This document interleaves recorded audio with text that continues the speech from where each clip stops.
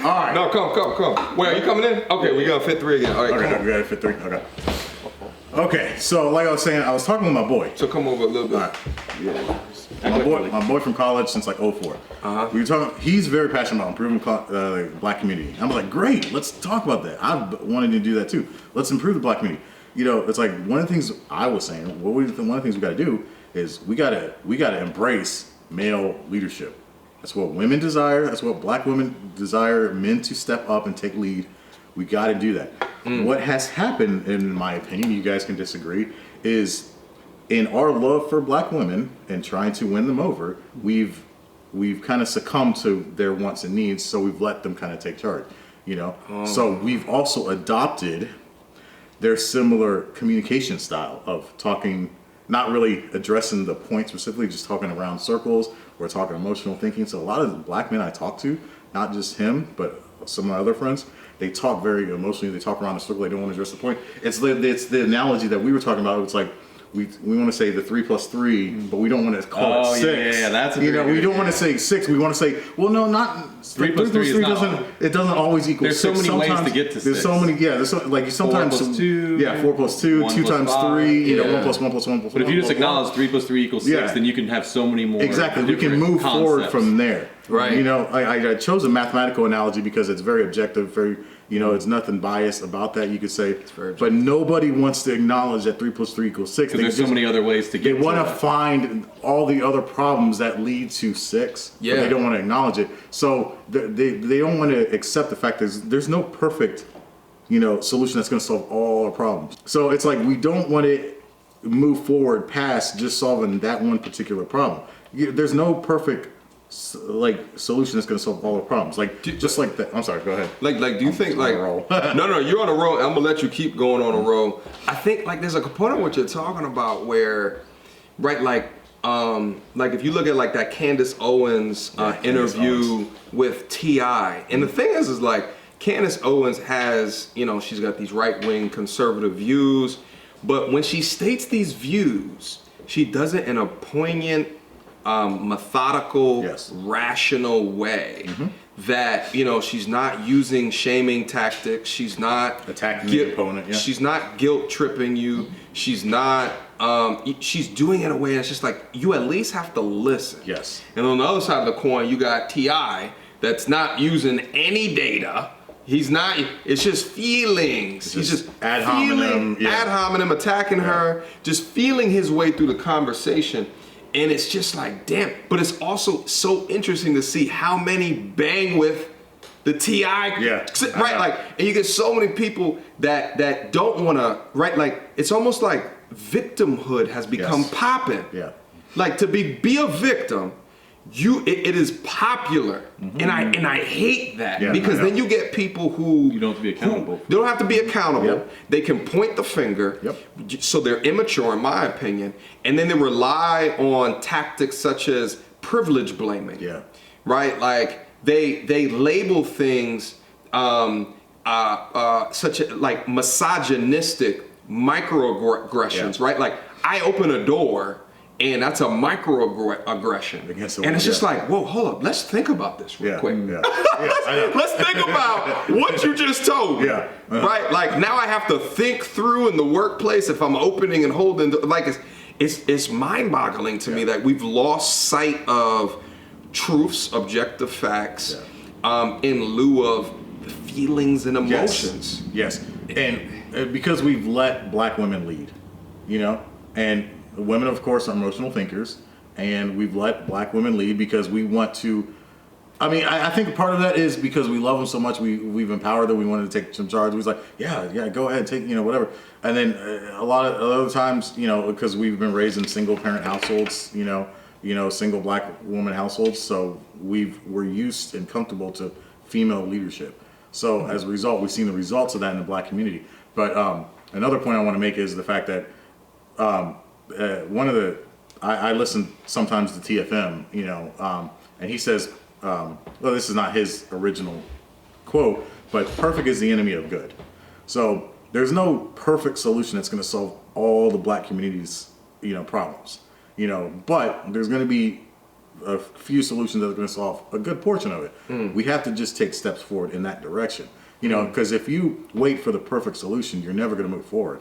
You know, so sometimes you have to, and this applies to business as well. Sometimes you have to wait for the good enough solution to get you to move forward. You know, you see that in software engineering, which is what the field I want to transition to. You don't necessarily, they don't release the product. They don't release the product. You know, they release a prototype before it, a beta version. Test and learn. You know, so they can get feedback and then build upon that. So it's not perfect, but it's good enough that they can move forward and start making a little bit of profit on it. So the mentality I see with some black people I know and talking about this stuff is that they're trying to look for this overarching perfect solution that's going to solve all their problems, and without taking accountability for some of the situations they got themselves in. And so they're looking for this overarching perfect solution, and so as a result, they never move forward. Right. You know, they don't look for it good enough. Anyway, that's just I was on a roll. No, I think it was a good role. I think this is something that it needs to be said. I think like, and I wanted to bring it back here a second because you said a very salacious comment that said it's because we've had black women lead. Yeah, and I think so. But let me pressure test that, because one of the earlier comments we were referencing Candace Owens, and she's a black woman. But there's something within the way that she thinks that I think is, you know, I don't agree with everything that she says, but I think that there's something in the logic, in the analytical perspective, and how she communicates, which is very important. I agree. It's very important to be, you know, when you're a leader, to have a level of diplomacy, right? To be a true leader. But she exhibits this, right? Like, so what is that, right? Because it's not all, I guess, right? Like, but she has a component of that I would consider a decent leader. Yeah, I think she's always been an outspoken person. She cites that her grandpa taught her a lot of things. Her biggest influence is her grandpa. I think that, like, so I agree with her on that point. And I think another point, because she talks about how her grandpa, I don't remember the exact specifics, but her grandpa actually worked in the deep South as a sharecropper or something with in the middle of Jim Crow, and he never pulled a race card ever. He worked his ass off and got to where he was. And she grew up on the East Coast, I think in New Hampshire, Connecticut, whatever, and a predominantly white area. She herself faced racism. And, you know, she, at the time when she was a liberal, and I think she has a story about one of her older videos about that, and about how one of the political leaders in that community, you know, sons was prejudiced or racist against her. So she herself has faced some stuff too. But I think growing up in that community of like personal accountability, and, you know, striving to achieve what you want to achieve in life versus always being the victim, I think that was her primary influences, and from what I've learned about her, you know. It's so real, right?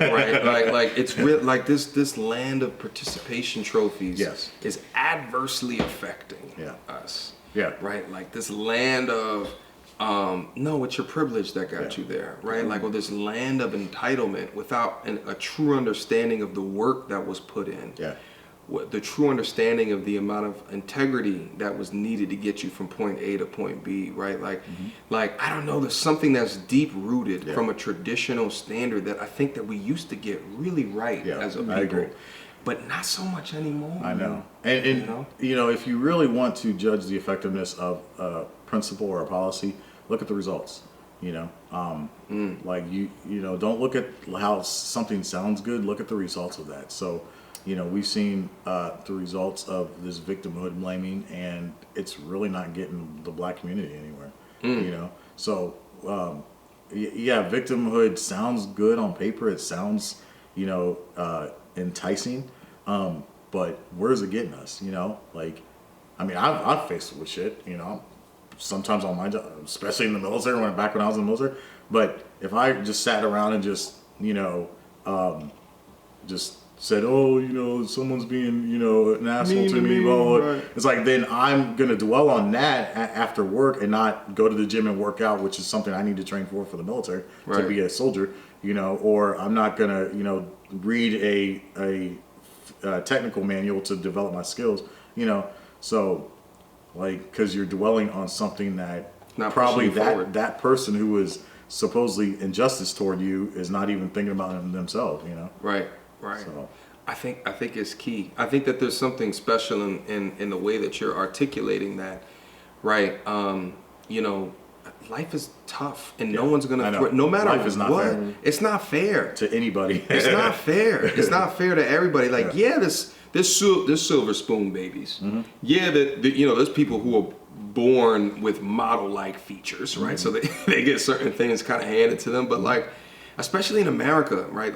Like this is really true when they say it's the land of opportunity. I was watching a video earlier today. Have you guys seen the CNBC Millennial Money? I don't know. No, It's essentially like CNBC. They go through these shows and they go through incomes of different millennials and then go through their spending habits. And there was this one dude, maybe I'll link it down in the description, I think it'd be important. And he does like electrical line work and has a business on the side. And he makes over $250,000 a year, and he's 24, 25 years old. And his spending habits are ridiculously low. Like he does it, but he comes from the parents, I want to say he was like Hispanic. He comes from immigrant parents, right? He comes from parents where he's first generation, and they came to this country to give him a better life. The point that I'm trying to make is they came to this country to get a better life. And I feel like a lot of us have been born into this shit, just think that this is normal. Like, this is not normal. Like, to have opportunities the way that we have opportunities is not normal. Right? Like, data will tell you that. Data will show you that. It is not normal. Right? So like, and it's so many people that squander the opportunity because they don't have discipline. And it's difficult when you're born into a household that doesn't have discipline. Right? So so I say I am privileged in myself because I had discipline. I had discipline in my life, and I did things early on. Like I did martial arts growing up. Where you have to, you know, you feel pain every day. Right, and I had a sensei, I had a teacher that, you know, was teaching discipline and integrity and all of these different components and facets, right? So like, but then I had a family. My pops put me into martial arts because he understood. He did martial arts as a kid, so he understood the benefits, right? So like, so it's kind of a dichotomy of two different things. It's like there's like pull yourself up by your bootstraps, but then some people say, but what if I don't have boots? And I get it. In those situations, I get it and understand. But there's a lot of us that have a more full boot than what we think that we do. Yeah, exactly. And to piggyback off that, growing up, I knew an African family. They were from Congo. And, you know, like, they had a kinship toward black people. They, you know, got on well. But one of, like, the chick's mom that I was really cool with, she said, my thing is, I actually come from a third world shithole country. And I see, and a lot of my friends are Africans as well, come from third world shithole countries, and they come to the United States and make it great. But we have black people in the United States themselves can't make it on themselves. Why not? Like, that just, it baffles me because you guys haven't seen a truly shithole third world country like I have. And so I'm like, you know what? You're right. I really can't say nothing to that, you know, because it's like we don't. A lot of black people don't come from a literal war zone. I mean, we try to say a metaphorical war zone with the police and blah blah blah and white people this whatever, but we don't come from a little war zone where everybody is toting AK-47s and could break out in, you know, like tanks like rolling down the street and like shooting each other. And we don't come from that. We come from just, you know, we might have, I don't know, a couple of cockroaches in our apartment or something, you know, or, you know, I was just like, it's a tough upbringing, but it's a tough upbringing, but it's a little bit better than, I would say it's much harder when you're in that upbringing and you're in the United States, so you see world. Other people's upbringing and you're like, man, look at those people in the suburbs, they've got it good. And that's what you compare yourself to, and you say, and then you start to think, well, man, my parents aren't giving me. And you start to resent your parents because, like, man, look what their parents got them for Christmas. Now look what I get for Christmas. And you resent your parents. And, you know, respect whatever structure or discipline is instilled by your parents, because you see that they're not giving you nearly as much that anybody else is giving you. So it makes that cycle that's kind of like, thinking, it's like, well, as a child, it's like, man, why aren't I getting nice things? Why aren't I getting new clothes? Why do I have to always get my, my older siblings' clothes? Why do I have to get hand-me-downs? My parents must not love me. And then it makes that kind of resentment, or maybe you're, hey, that person has two parents. Why do I only have one parent? You know, so it's like, things like that could really make somebody start to resent, their situation, or, and kind of feel that. And it just, you have to be very disciplined to get out of that. Yeah.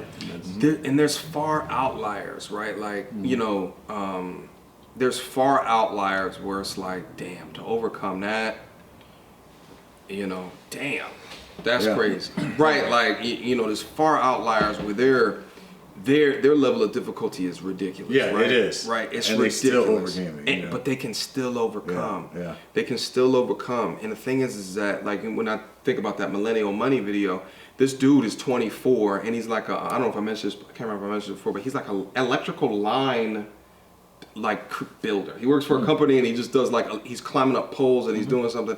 And the majority of his money comes from overtime. And then he has, like, this business on the side. So the $200,000 or something that he makes is just from his full-time employment. Yeah. And then after that, he still has another business. And then after that, he has all this real estate, and he's gained it all himself. He's done it all himself. It's amazing. But it's amazing. But like, I don't know, something with immigrant parents where they've come from abject poverty, like super poverty, war-torn. Right, and they can instill these values, and meanwhile, you have different sects of, so they call them like ADOS, like African descendants of slavery, who have been in the United States and I think like there's actually a movement to try to separate ADOS from like black immigrants, because often in affirmative action, black immigrants, Africans or what have you, may get the same benefits that an ADOS would. Okay.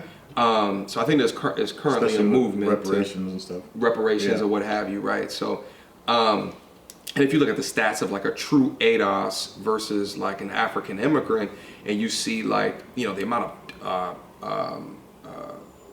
higher level education that these African immigrants are in as opposed to ADOS, it's miraculously different, right? So like. But at the same time, like there's something going on there, and I think like, let's face it, there's been a lot of bullshit in our American history that has promoted us to get there, because thinking about how we are incentivized, we are incentivized by the promotion of good, usually. But when you have outside factors that are forcing you to live places that are disadvantaged, or are, gentrifying where you're living to move, right? Like, and you have, right? So like there's things, and you have a prison system that has been dedicated for a couple of decades to taking men out of the household, right? Like, so there's things that, right? So all those things are happening, but part of my argument, and this will always be part of my argument until I can see something different, is there's some that just complain to complain. Yeah, exactly. Yeah, and that's what I was feeling with like that conversation I was having with my boys about like how to improve the African American community. It's like, okay, it's like no matter what I say, you guys are just gonna take the contrarian view, and it's like, and try to police and sugarcoat my words. It's like if I said, hey, we need to restore the traditional family to really, save our community. And it's like, no, it's not necessarily a family, because I know, XYZ was raised in a single parent household and blah, blah. It's like, I got it. There are exceptions to every rule. Every rule. But it's like, we don't want to talk about, the direct correlation to get to the solution, It's true. That's the 3 + 3 = 6. Yeah, the 3 + 3 = 6. Yeah. Full circle! Full circle! What's the time? I can't even see. I don't know. Oh, is that? Okay, 20 minutes. Yeah. Full circle. I didn't know I'm gonna call this video. I don't know. I'll figure it out. Yeah. I'll figure it out. Yeah, because we were just rolling. We're just rolling. No intro. No intro. We just started talking. I was like, let's just throw in the camera real quick. Anything else that we want to touch on real quick? I feel like you got a lot to get off your chest, bro. I feel like you got a lot to get off your chest.